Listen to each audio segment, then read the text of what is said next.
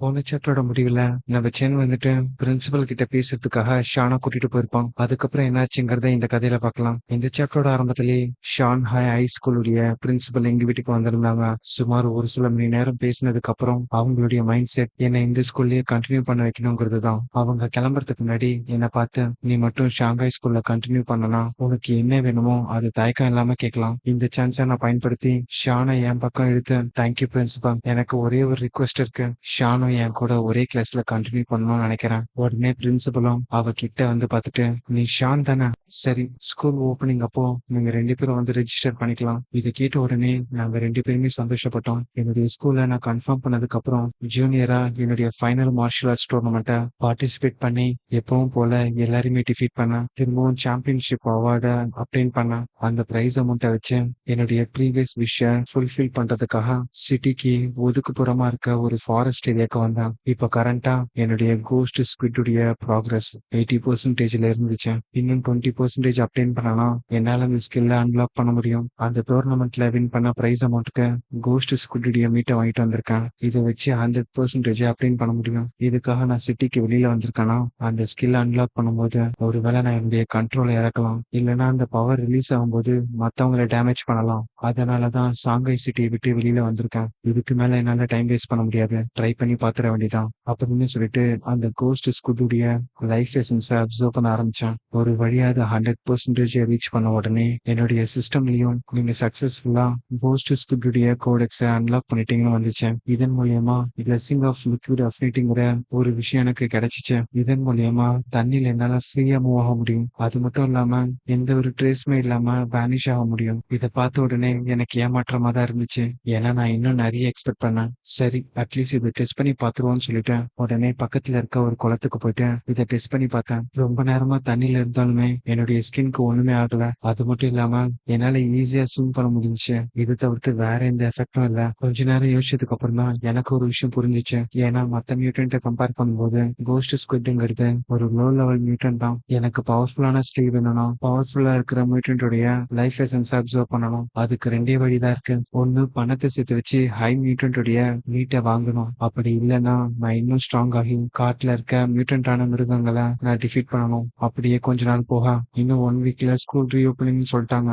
So நாங்களும் ஷானுடைய ஃபேமிலியும் ஒன்னா ட்ரிப்புக்கு போலான்னு பிளான் பண்ணோம். அந்த பிளெஸிங் ஆஃப் லிக்விட் அஃபினிட்டியை பத்தி இன்னும் நல்லா தெரிஞ்சுக்க நான் பீச்சுக்கு போலான்னு சொல்லிட்டு சஜஸ்ட் பண்ணேன். ஒரு வழியா நாங்க 2 பேருமே பீச்சுக்கு போக ஷான் வந்துட்டு சீ வாட்டர்ல காலை வச்சுட்டு இது ரொம்ப கோல்டா இருக்குன்னு சொல்ல, பதிலுக்கு நானும் ஸ்டார்டிங்ல அப்படிதான் இருக்குன்னு சொல்லிட்டு கடலுக்குள்ள ஜம்ப் பண்ண உடனே ரொம்ப ஈஸியா ஸ்விம் பண்ண ஆரம்பிச்சிட்டேன். நான் கொஞ்சம் கொஞ்சமா முன்னேறி போக என்னுடைய மசில்ல இருந்து ஸ்விம் ஸ்கில் வர எல்லாமே இன்க்ரீஸ் ஆக ஆரம்பிச்சிச்சு. உடனே ஷான் வந்துட்டு, நீ மட்டும் ஸ்விம் பண்ணிட்டு இருக்க, எனக்கு கத்து கொடுன்னு சொல்ல, அப்பதான் எனக்கு ஞாபகம் வந்துச்சு ஷானுக்கு ஸ்விம் பண்ண தெரியாது. உடனே நான் கரைக்கு போயிட்டு அவளுக்கு சொல்லி கொடுத்தேன் எப்படி ஸ்விம் பண்ணணும்னு. பிராங்கா சொல்றேன், அவ இந்த மாதிரியான விஷயத்துல எல்லாம் ஆவரேஜ் தான், அவ்வளவு ஈஸியா கத்துக்க மாட்டான்னு நினைச்சேன். ஆனா அப்பதான் அவ எனக்கு புரிய வச்சான் நான் நினைச்சது தப்புன்னு. ஜஸ்ட் பேசிக்ஸ மட்டும் தான் சொல்லி கொடுத்தேன். ஆனா அது அவ ரொம்ப ஈஸியா லேர்ன் பண்ணிக்கிட்டான். அது மட்டும் இல்லாம தண்ணிக்குள்ளேயே நீந்த ஆரம்பிச்சிட்டான். கொஞ்ச நேரத்துக்கு அப்புறம் வெளியில வந்துட்டு, நான் கேள்விப்பட்டிருக்கேன் கடல் நீர்ல கண்ணை திறந்தனா எரிச்சல் வரும்னு, ஆனா எனக்கு ஒண்ணுமே ஆகல,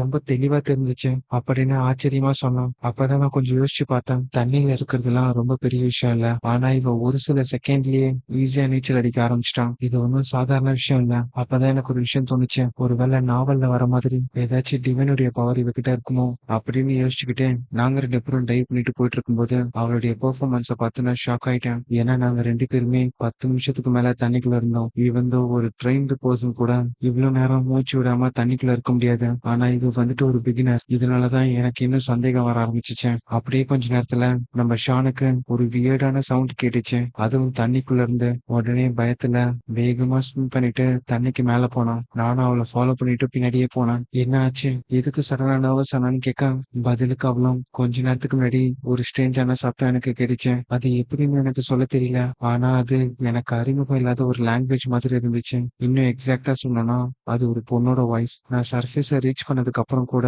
அந்த வாய்ஸ் எனக்கு எக்கோல கேட்டுட்டே இருக்க. ஷானை காம்பவுண்ட் பண்றதுக்காக நான் அவளை ஹோட்டலுக்கு கூட்டிட்டு போனேன். அதுக்கப்புறமா நான் ஆன்லைன்ல சர்ச் பண்ணி பார்த்தேன் அவன் டிஸ்கிரைப் பண்ணதை வச்சு.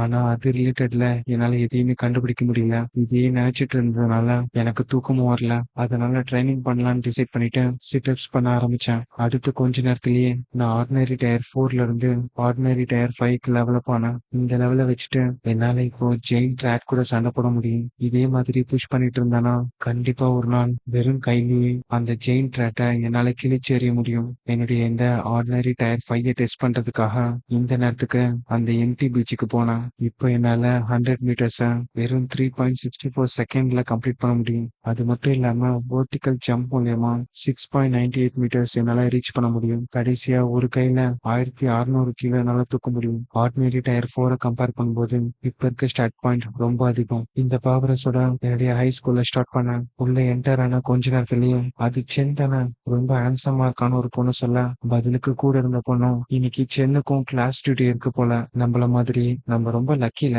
அப்படின்னு பேசிட்டு இருக்கேன். ஷென்னும் நானும் இயர்லியாவே ஸ்கூலுக்கு வந்துட்டோம். ஏன்னா இன்னைக்கு எங்களுக்கு கிளாஸ் டியூட்டி இருக்கு. ஆனா இதுல என்ன ஒரு சர்ப்ரைஸ்னா, இந்த கிளாஸ் டியூட்டி எனக்கு ஒரு நியூ கொஸ்ட கொடுத்துருக்கேன். இந்த மாதிரி ஒரு 1000 டாஸ்க் நான் கம்ப்ளீட் பண்ணனா சோசியல் அனிமலுங்கிற ஒரு ரிவார்டு எனக்கு கிடைக்கும். இந்த சோசியல் அனிமலுங்கிற ஆட்ரிபியூட்டை தான் நான் எதிர்பார்த்துட்டு இருக்கேனான்னு தெரியல. ஆனா இதன் மூலியமா நான் பவர் பண்ணனா எனக்கு ரொம்பவே சந்தோஷம். ஸ்கூல் ஆரம்பிச்சு கொஞ்ச நாள் ஆச்சு.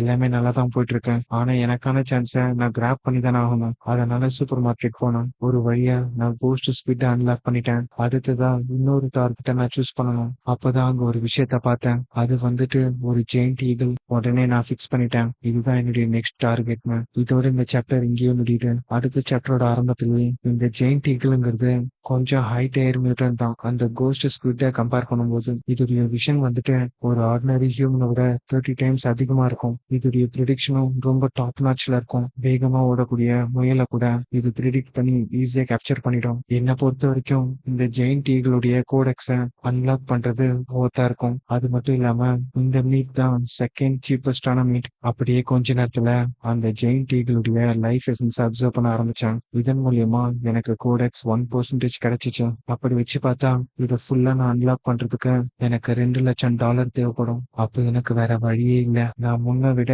இன்னும் ஹார்டா ஒர்க் பண்ணி ஹை ஸ்கூல் டோர்னமெண்ட்ல ஏர்ன் பண்ணும். ஜூனியர் மார்ஷல் ஆர்ட்ஸ் டோர்னமெண்ட்டை கம்பேர் பண்ணும்போது ஹை ஸ்கூல் மார்ஷல் ஆர்ட்ஸ்ல என்னால இன்னும் அதிகமாவே ஏர்ன் பண்ண முடியும். என்னுடைய செகண்ட் இயரை நான் கம்ப்ளீட் பண்றதுக்குள்ள இந்த ஜெயிண்ட் ஈகிளுடைய கோடெக்ஸை நான் அன்லாக் பண்ணேன். அப்படியே கொஞ்ச நாள்ல ஃபர்ஸ்ட் முடிய எங்களுடைய கிளாஸ்க்கு 4 டீச்சர் வந்திருந்தாங்க. இதுல ஹைட்டா இருக்கிறவரு மார்ஷல் ஆர்ட்ஸ் இன்ஸ்ட்ரக்டர், அதுக்கப்புறம் எங்களுடைய கிளாஸ் டீச்சர் மிஸ்டர் ஹான், பக்கத்துல இருக்கிறது மெக்கானிக்கல் டீச்சர் மிஸ்டர் சாய், அதுக்கப்புறம் அந்த ஒயிட் கோட் போட்டிருக்கவரு zen fusion instructor mister Louie, கடைசியா சர்வைவல் இன்ஸ்ட்ரக்டர் மிஸ்டர் பே. இவங்க எல்லாருமே இன்ட்ரடக்ஷன் கொடுத்ததுக்கு அப்புறம் எங்களை இன்ட்ரடியூஸ் பண்ண சொன்னாங்க.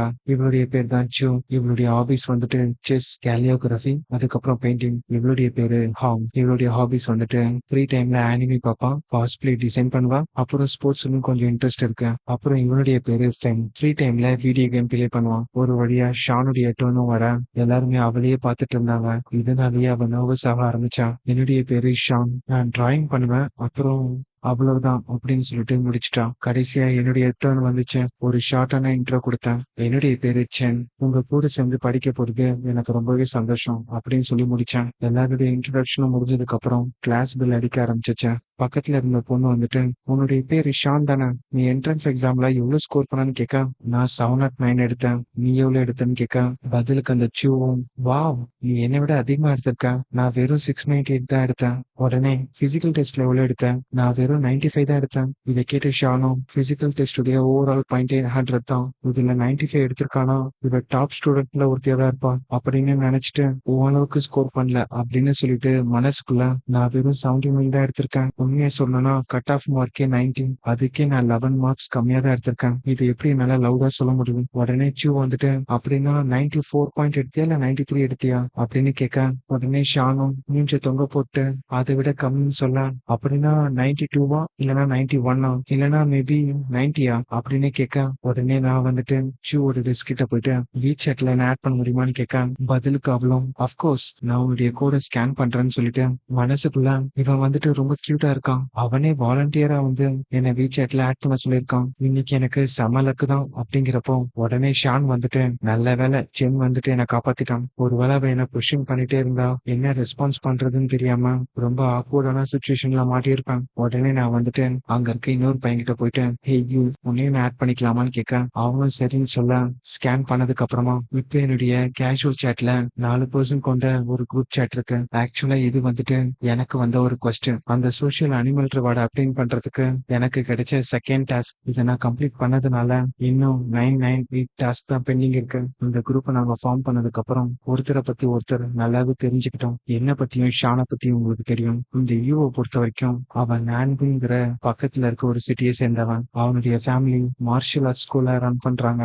இன்னும் கிளியரா சொல்லணும்னா ஒரு மார்ஷியல் ஆர்ட்ஸ் கிளானுடைய யங் மாஸ்டர். அது மட்டும் இல்லாம அவங்க சிட்டில நடந்த மார்ஷியல் ஆர்ட்ஸ் டோர்னமெண்ட்ல 8th ரேங்க் அப்ளைன் பண்ணிருக்கான். அதுக்கப்புறம் இந்த சு இவளுடைய ஃபேமிலி வந்துட்டு கிளாத்திங் ஸ்டோரை வச்சிருக்காங்க. இந்த டிஸ்ட்ரிக்ட்ல இருக்க முக்காவாசி கிளாத்திங் ஸ்டோர் இவங்கதான். ரொம்பவே ரிச்சுக்கு அப்படியே கொஞ்ச நாள் போக பிரிக்க முடியாத அளவுக்கு ரொம்பவே க்ளோஸ் ஃப்ரெண்ட் ஆயிட்டோம். அப்படியே ஒரு நாள் நாங்க பேசிட்டு இருக்கும்போது யூ வந்துட்டு நம்ம கிளாஸ்ல யார் ஸ்ட்ராங்கஸ்ட்னு உங்களால கண்டுபிடிக்க முடியுமா அப்படின்னு கேட்க உடனே சு வந்துட்டு எனக்கு தெரிஞ்சு சென் தான் ஸ்ட்ராங்கஸ்ட். ஏன்னா அவன் தான் என்ட்ரன்ஸ் எக்ஸாம்ல டாப் ஸ்கோர் எடுத்திருக்கான் டிஸ்ட்ரிக்ட் லெவல்ல. உடனே அந்த யூ வந்துட்டு அட கடவுளே நீ என்ன பைத்தியமா, டாப் ஸ்கோர் எடுக்கிறது மட்டும் போதுமானதுன்னு நினைச்சியா? நீங்க 2 பேரும் இதை நம்பவே மாட்டீங்க. நம்மளுடைய கிளாஸ்ல 2 மான்ஸ்டர் இருக்குங்க. நம்ம பிரின்சிபல் வந்துட்டு பர்சனலா ஸ்பெண்ட் பண்ணி 2 பேரை ரெக்ரூட் பண்ணிருக்காங்க. அதுவும் நான்குன் சிட்டில இருந்து. அதுல ஒருத்தன் நம்ம கிளாஸ் 3rd ரோல விண்டோ சீட்ல இருக்கவன். அவனோட பேர் வந்துட்டு வாங். நான்குன்ல 3rd பிளேஸ் அப்ளைன் பண்ணிருக்கான். என்ட்ரன்ஸ் எக்ஸாம் அப்போ 100 மீட்டர் ஓட்ட பந்தயத்தை வெறும் 7.98 செகண்ட்ல முடிச்சிருக்கான். அதுக்கப்புறம் இன்னொருத்தவன் அந்த லாஸ்ட் ரோல இருக்க பிக் காய். அவனுடைய பேரு லூ. அவன் கிட்ட இன்கிரெடிபிளான ஸ்ட்ரென்த் இருக்கு. வெறும் ஒரு கையிலே 300 கிலோ பார்பிள் எடுத்துக்கிறான். இதை கேட்டு ஷானும் சூவும் நீ உண்மையாவ சொல்ற அப்படின்னு கேட்க இதை கேட்டதுக்கு அப்புறம் தான் நான் நிம்மதியானேன். ஏன்னா அவன் சொன்ன அந்த 2 ஸ்கோரையுமே என்னுடைய எலிமெண்டரி ஸ்கூல்லயே நான் அப்ளைன் பண்ணிட்டேன். கொஞ்ச நேரத்திலேயே பெல் அடிக்க எங்க எல்லாருக்குமே டெக்ஸ்ட் புக்கை டிஸ்ட்ரிபியூட் பண்ணாங்க. அந்த 4 டெக்ஸ்ட் புக்குமே அந்த 4 டீச்சருடைய கோர் சப்ஜெக்ட். இந்த 4 சப்ஜெக்டையுமே நான் சின்ன பையனா இருக்கும்போது படிச்சதுனால எனக்கு கிடைச்ச ஃப்ரீ டைம்ல நான் ட்ரெயின் பண்ண ஆரம்பிச்சேன். இவ்வளவு நாள் ஆகியுமே அந்த ரேட் கல்ட்டுக்குள்ள சேர்ந்தவங்க கண்ட்ரோல் பண்ண முடியாத அளவுக்கு அச்சுறுத்தலா இருந்தாங்க. என்னதான் போலீஸ் அதுல இருக்க சில மெம்பரை பிடிச்சாலும் அந்த ஜெயின் ட்ராக் இங்க இன்னும் பிடிக்க முடியல. உடனே நான் வந்துட்டு இப்படியே நான் டெவலப் ஆயிட்டு போனேன்னா ஆர்டினரி டயர் 6 அடையும் போது நியூட்டன் ட்ராட்டை என்னால ஈஸியா சமாளிக்க முடியும். அன்னைக்கு ஆஃப்டர்நூன் எங்களுடைய ப்ராக்டிகல் கிளாஸ் ஸ்டார்ட் ஆச்சு. எக்ஸாக்டா சொல்லணும்னா சர்வைவல் கிளாஸ். எங்களுடைய டீச்சர் போய் வந்துட்டு உங்கள யாருக்காச்சும் நெருப்பின் பக்கம் தெரியுமான்னு கேட்க பதிலுக்கு யூ வந்துட்டு யாராச்சும் அவங்களுடைய ஃப்ரீ டைம்ல இந்த மாதிரி ஒரு விஷயத்த கத்துப்பாங்களா, இது வந்துட்டு யூஸ்லெஸ்ஸான ஒரு விஷயம் அப்படின்னு சொல்ல உடனே வாங்கலும் அவங்க ஃபயர் வர வைக்கிறதுக்கான விஷயத்த பண்ண ஆரம்பிக்கிறாங்க. உடனே டீச்சர் பே வந்துட்டு உங்க 2 பேருக்கும் இது எப்படி தெரியும்னு கேட்க பதிலுக்கு அவங்க 2 பேரும் நாங்க மிடில் ஸ்கூல்ல இருக்கும்போது எக்ஸ்ட்ரா கரிக்குலர் ஆக்டிவிட்டிஸ்க்காக சம்மர் கிளாஸ் போனோம். அங்கதான் இதெல்லாம் கத்துக்கிட்டோம்னு சொல்றாங்க. இதை பார்த்த நான் வந்துட்டு ஒரு வழியா அந்த நான்குமை சேர்ந்த பந்தா பாட்டிங்க அவங்களுடைய திறமைகளை காட்ட ஆரம்பிச்சிட்டாங்க. உடனே நாங்க எல்லாருமே சேர்ந்து பிராக்டிஸ் பண்ண ஆரம்பிச்சோம். உடனே நான் வந்துட்டு என்னுடைய டீம் மெம்பர்ஸ்க்கு ஃபயர் உருவாக்குறதுக்கான டிப்ஸ் சொன்னேன். அந்த கிளாஸ் முடிஞ்சதுக்கு அப்புறம் என்னுடைய கிளாஸ் டீச்சர் வந்துட்டு கல்டிவேஷன் டெக்னிக்கா சொல்லி கொடுத்தாரு. உடனே அந்த 2 பேரும் இது ஆல்ரெடி நாங்க லேர்ன் பண்ணிட்டோம், இது பாக்குறதுக்கே ரிடிகுலஸா இருந்தாலும் அதை அந்த 2 பேரும் பண்ணி காட்டினாங்க. என்னதான் இந்த டெக்னிக் எனக்கும் ஆல்ரெடி தெரியும்னாலும் நான் அவங்கள மாதிரி ஷோ ஆஃப் பண்ண நினைக்கல. அப்படியே 1 மாசம் போக உங்களுடைய கிளாஸ்க்கு சாய் வந்தாரு. ஸ்கூல் ஸ்டார்ட் ஆகி 1 மாசம் ஆச்சு. உங்களுடைய ப்ராக்ரஸ கண்டுபிடிக்க சில டெஸ்ட் வைக்கலான்னு இருக்கேன். இதுக்கு ரிவார்டும் இருக்கு. ஃபர்ஸ்ட் பிரைஸ்க்கு $888, செகண்ட் பிரைஸ்க்கு $666, தேர்ட் பிரைஸ்க்கு $333. இதை கேட்ட உடனே என்னுடைய மனசுக்குள்ள என்னது ஃபர்ஸ்ட் பிரைஸ்க்கு $888? இந்த பிரைஸ் அமௌண்ட்டை வச்சு என்னால பாதி ஜெயின்டேக்கிங் மீட்டா வாங்க முடியும். இந்த ரிவார்டை அனௌன்ஸ் பண்ண உடனே எல்லாருமே அவங்களுடைய பெஸ்ட்டை கொடுக்கணும்னு நினைச்சாங்க. அப்படியே 1 நிமிஷத்துக்கு அப்புறம் எக்ஸாம் முடிஞ்சது. ஆக்சுவலா அவர் மட்டும் டெஸ்ட் வைக்கல, ஜென் ஃபியூசனுடைய டீச்சர் லூயிமே டெஸ்ட் வச்சாரு. சேம் ரிவார்ட் அமௌண்ட் தான் அவரும் சொன்னாரு. அதோடைய டிஃபிகல்ட் லெவலும் சேமா தான் இருந்துச்சு. ஒரு வழியா இந்த எக்ஸாமும் முடிய வெளியில வந்த ஸ்டூடெண்ட்ஸ் எல்லாருமே டெஸ்ட் ரொம்ப ஹார்டா இருந்துச்சு. அது மட்டும் இல்லாம லேசர் கேனன்ல இருந்து வெளியில வர அந்த எனர்ஜியோட வேவ் லென்த்தை பத்தி எல்லாம் கேட்டிருந்தாங்க. அதெல்லாம் எப்படி மெமரைஸ் பண்றதுன்னு கேட்க பதிலுக்கு இன்னொருத்தனும் அதை கூட விட்டு லாஸ்ட் எஸ்ஏ கொஸ்டின் பாத்தியா ரொம்ப இன்சேனா இருந்துச்சு. ரியாக்டிவ் ஜெட்டுக்கும் அட்மாஸ்பியர் ப்ரெஷருக்கும் என்ன ரிலேஷன்ஷிப்னு கேட்டாங்க. அது மட்டும் இல்லாம கால்குலேட் பண்ணி வர அந்த வேல்யூல டெசிமல் உட்பட எல்லாத்தையுமே எக்ஸாக்டா போங்கன்னு சொல்லியிருந்தாங்க. அதுக்கெல்லாம் வாய்ப்பே இல்ல. இதே நேரத்துல இன்னொரு பொண்ணும் நான் 90 மார்க்குக்கு எய்ம் வச்சேன், ஆனா இப்போதைக்கு ஜஸ்ட் 60 எடுத்து பாஸ் பண்ணாலே போதும். எல்லாருமே இவ்வளவு டிஃபிகல்ட்டா இருக்குன்னு பேசிட்டு இருக்கும்போது அந்த வாங் வந்துட்டு கொஸ்டின் பேப்பர் டஃபா தான் இருந்துச்சு, நீ எப்படி பண்ணுன லூய் பத்தி கேட்க பதிலுக்கு அவனும் எனக்கு தெரிஞ்சு 95 ஸ்கோர் பண்ணுவான்னு நினைக்கிறான், ஏன்னா நான் மிஸ் பண்ணது லாஸ்ட்ல இருக்க அந்த சப் கொஸ்டின் மட்டும்தான். பதிலுக்கு அந்த வாங்கும் சேம், நானும் அது மட்டும்தான் மிஸ் பண்ணேன். இதை கேட்ட யூவும் உங்க 2 பேர்னால சும்மா ஒரு 5 மினிட்ஸ் இருக்க முடியாதா, நான் ப்ராமிஸா சொல்றேன் அவங்க 2 பேரையும் பஞ்ச் பண்ணணும் போல இருக்க அப்படின்னு சொல்ல இங்க இந்த சாப்டர் முடியுது. அடுத்தடுத்த சாப்டர் பார்க்க இந்த வீடியோக்கு ஒரு லைக் போட்டு நம்ம சேனலை சப்ஸ்கிரைப் பண்ணி வச்சுக்கோங்க. அடுத்த சாப்டர்ல உங்களை சந்திக்கிறேன்.